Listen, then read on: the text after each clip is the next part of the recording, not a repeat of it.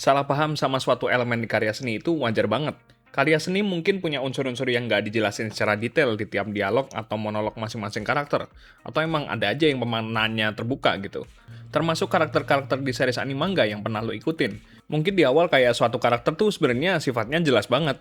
Personalitinya emang ketahuan, tapi ada aja mungkin sikap-sikap mereka atau keterlibatan mereka di overall plot jadi bikin bingung atau salah paham. Ini mungkin jadi alasan kenapa orang-orang suka, nggak suka, atau bahkan nggak ngerti sama itu karakter. Dan itu bisa jadi ngaruh ke enjoyment mereka ke franchise-nya. Kayak gimana tuh maksudnya?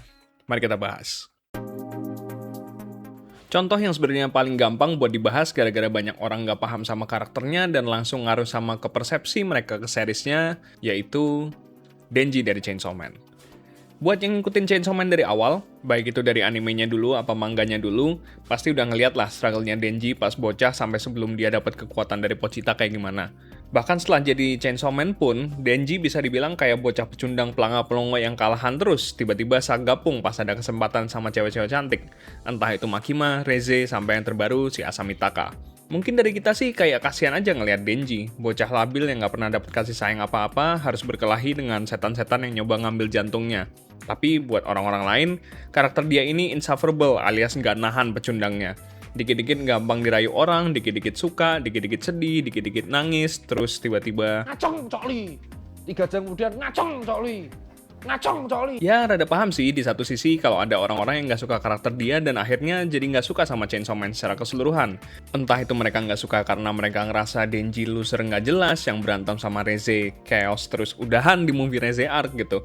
Atau gara-gara berapa chapter kayak chapter 12 pas Maki menarik tangan Denji buat megang dadanya. Atau pas chapter 167 di mangganya yang you know lah. Cuman mau kurata karakter Denji dan seakan-akan ngeremehin karakternya kayak cuma sebatas gunner loser, ini menurut gue salah banget sih.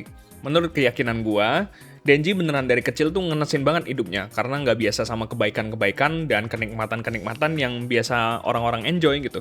Entah itu makan enak, punya tempat tinggal yang nyaman, sampai rasa aman dari ancaman preman-preman itu nggak pernah dia rasain dari kecil. Apalagi dengan keadaan bapaknya yang suka nyiksa dia dari kecil, terus dia dijual ke Yakuza dan dimanfaatin buat diambil organnya.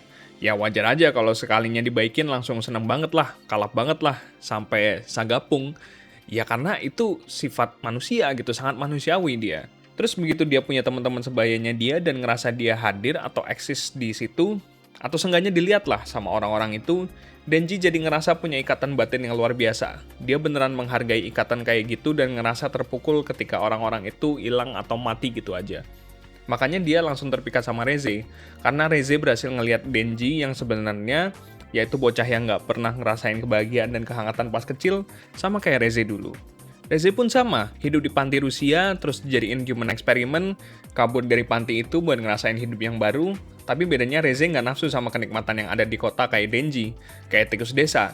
Reze cuma mau kabur dan hidup sederhana dan pengen ngajak Denji buat itu, buat ngerasain kehangatan. Tapi tentu aja, yang ngelabelin karakter Reze gaje atau karakternya manipulatif karena terakhirnya berantemin Denji, padahal nggak gitu. Keenggapahaman gue dan orang-orang sama suatu karakter tuh sebenarnya bisa diatasin. Kita harus lihat konteks luas tentang gimana si karakter ini dibentuk sama autor.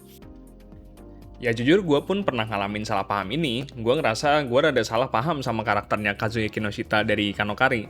Seberapapun gue kesel sama seriesnya dan kelakuan Kazuya gitu ya, bisa jadi doi bocah labil spineless dan gak punya pendirian gitu.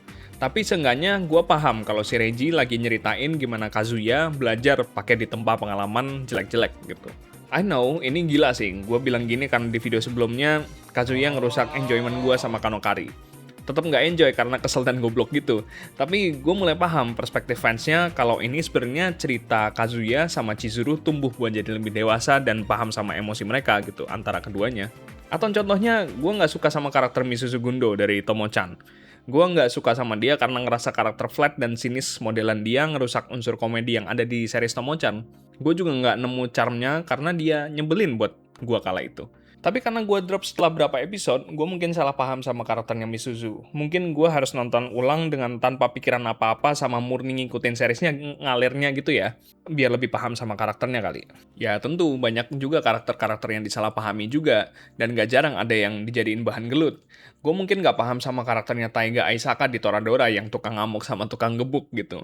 Mungkin ada juga yang gak paham sama karakternya Mikuro Asahina di Haruhi Suzumiya. Yang dikiranya dia kayak karakter Gunner Bait doang gitu. Ada lagi pasti karakter-karakter yang disalahpahamin, baik itu gara-gara nggak paham POV dari karakter tersebut, atau nggak ada beberapa hint yang nggak semuanya nyampe ke fans secara jelas, karena ya ada aja tipe-tipe pembaca atau penonton yang tiap elemen harus disuapin istilahnya, biar paham sama maksud dan tujuan dari cerita itu.